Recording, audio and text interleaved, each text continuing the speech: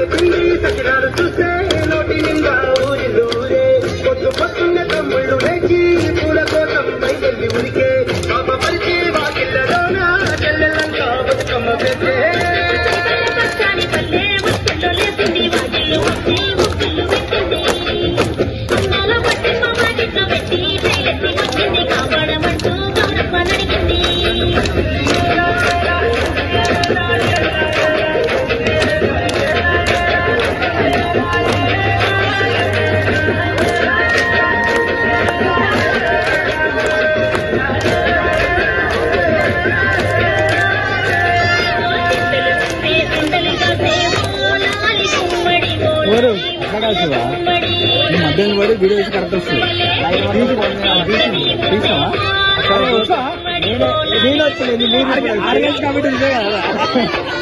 మీరు ఇప్పుడు తెలియదు అప్పాయింట్ ఎవరు